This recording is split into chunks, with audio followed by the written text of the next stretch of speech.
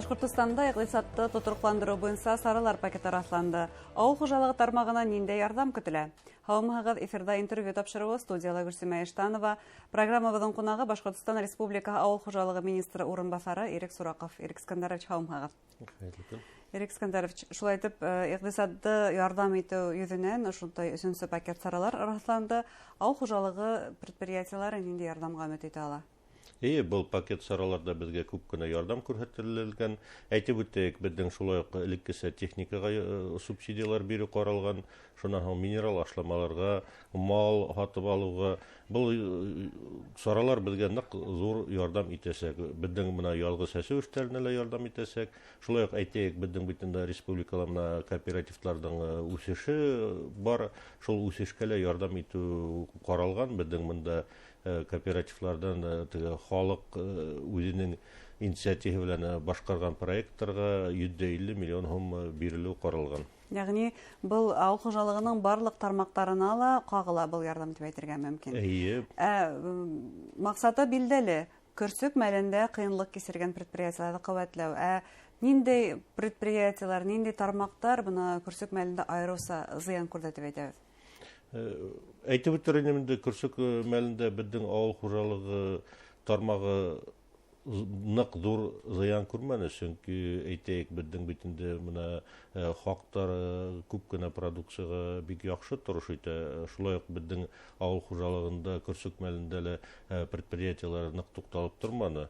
Шул ук вакытта әйтеп үтәргәнемдә, безнең продукцияны хату, эшкәртү көрсөккә әзрәк бәйләнеш булды инде. Монда предприятиеләрнең хатуы әзрәк кәмене.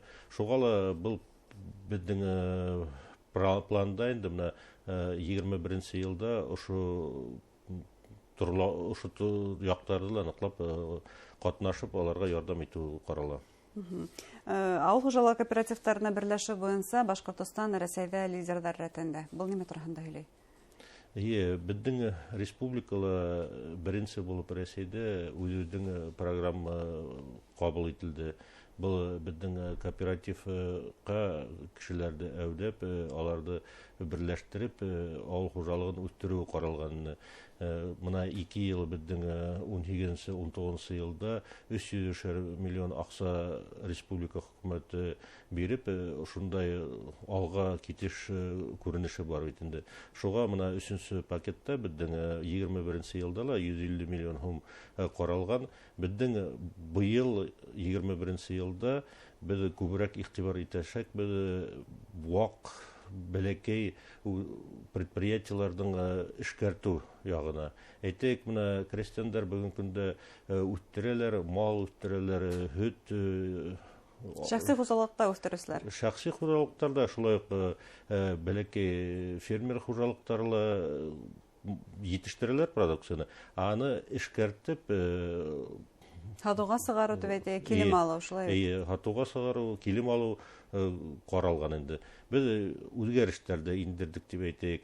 Менә безнең әгәр дә элек гомумән 3 миллионга тиклем генә грант бирелгән кооперативларга, быел без каранык инде 14 миллионга тиклем биреләсәк, чөнки эшкәртү бер кооперативка Бу нимәгә без алай үзгәрттек, чөнки эшкәртү кораллары кыйбат, шулай ук предприятие кооператив эшкәртүде башлай икән, ул кораллар алып тиз генә арала эшкәртүде башларга тиеш.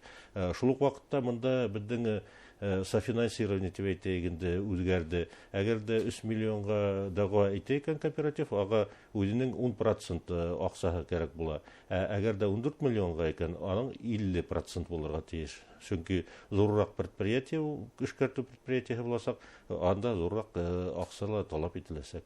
Безнең авыл хужалыгы кооперациялары нимәләр эшкәртә? Безнең менә буга тиклем төзелгән кооперативлар төрле тармакта эшләй. Әйтәйек, иң күбе безнең инде малсылыкта, ул ит эшкәртү, һөт йыеп, һөт эшкәртү. Шул ук вакытта безнең бәшмәктә үстерәләр, шуннан үләнде йыялар. Еләк-емеш үстерәләр. Еләк-емеш, баксасылык, әйтәйек, шулай кортсылык та бар бит, төрле юнәлештә эшләйләр. Шуга мин уйлыйм инде, ошо юнәлештәрдә булыр. алдағы күндерде. Һеҙ йыһазландырыу, техникаға айырым шуның өсөн хаҡ өҫтәләтегеҙ. Моғайында Рәсәйҙә етештерелгән техниканы алыусыға шулай уҡ ташламалар бардыр. Эйе, Рәсәйҙә етештерелгән техникаға ла ташламалар бар. Шул уҡ ваҡытта әйтеп үтер инем, беҙҙең республиканың программаһынан тыш федераль программалар да бар. Әйтәйек, мына беҙҙең националь проект буйынса кооперативтарға субсидиялар һәм гранттар ҡаралған бит инде. Мына әгәр дә кооператив үҙенең пайщиктарынан продукцияны йыйып эшкәртеп һата икән, ага субсидия бирелә, ундан 15%-ка тиклем. Әгәр дә кооператив инде һатып ала техника, мал һатып алып үҙенең пайщиктарына тарата икән, я техниканы ла алып пайщиктарына эш күрһәтә, мында инде 50%-ка тиклем субсидия бирелә. Был беҙҙең федераль программа буйынса. Шуға ярдәм итү күп кенә ҡаралған. Яғни улар күп, нескәлектәре лә күп, һәм бындай саралар менән моғайын фермерҙарҙы, предприятиеларҙы таныштырыу сараһы ла күрелгәндер. Эйе, әйтәйек, беҙҙең бит инде республикала компетенция центры төҙөлгән. Был компетенция центры райондарда әңгәмәләр үткәрәләр, кооперативларды һәм кооператив төзүселәрде, шуның агростартап, ферма төзүселәрде, аларды белеп, аларга ярдәм итеп, аларга бизнес планнар төҙөп, аларды ҡарайлар инде. Бына ошо өсөнсө пакет саралары сектәрендә фермер хужалыҡтарына һәм ҙур ауыл хужалығы предприятиеларына минераль ашламалар менән тәьмин итергә ярдәм итеү сараһы күрелә. Эйе, әйтәйек, беҙҙең өсөнсө пакетта мындай ярдәм ҡаралған, беҙҙең минераль ашламаларға 320 миллион һум ҡаралған. Беҙҙең Рәсәй күләмендә бер нисә генә регионда мындай ярдәм ҡаралған. Шул иҫәптән Башҡортостанда ла, тимәк. Башҡортостан беҙҙең Рәсәй күләмендә беренсе булып ярдәм күрһәтә башланы минераль ашлама һатып алған хужалыҡтарға. Әле күпме минераль ашлама һатып алынды? Беҙҙең бөгөнгө көндә 25%-ка былтырға ҡарағанда күберәк. Планды ҡуябыҙ инде 80 000 тонна мәддәлә, әйтәйек, бөгөнгө көндә шуның өстән бер өлөшө һатып алынды. Әле һатып алыу барыла, беҙҙең ауыл хужалығы министерствоһында кисә генә осрашыу минераль ашламаны етештереүселәр белән һәм һатыусылар белән мындай эш алып барыла. Хаҡтарға килгәндә, хаҡтар артмаҫмы? Хаҡтар ҡыҙғанысҡа ҡаршы, әйтәйек, минераль ашламаларға артты.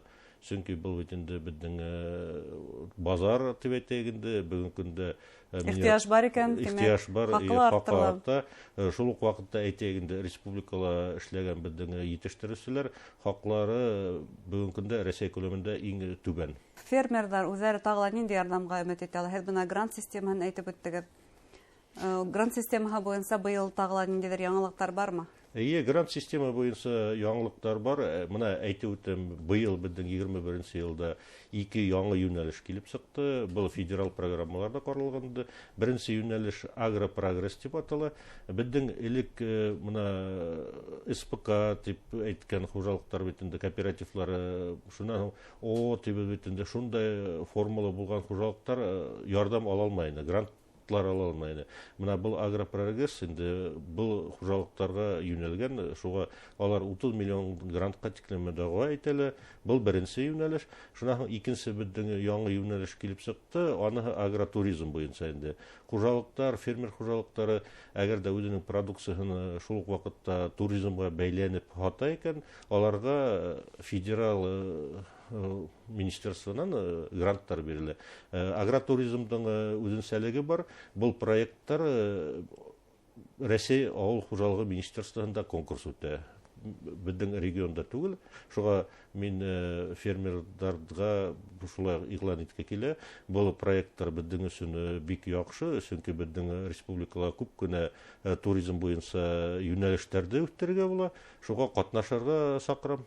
Бына башлап эшләй башлаусы ауыл хужалығында яңы ғына башлап торыусы фермерҙарға ниндейдер ярдәм саралары бармы? Улар ниндей ярдәм сараларына өмет итә ала? Эште башлап ибәргә фермер булырга теләүчеләргә безнең әйтәйек шул националь проект буенча агростартап дигән юнәлеш бар. Ул юнәлеш быел да үзенең үсешен ала. Бұл федерал программа бит инде. Бұл юнәлешкә безнең акча бүленгән.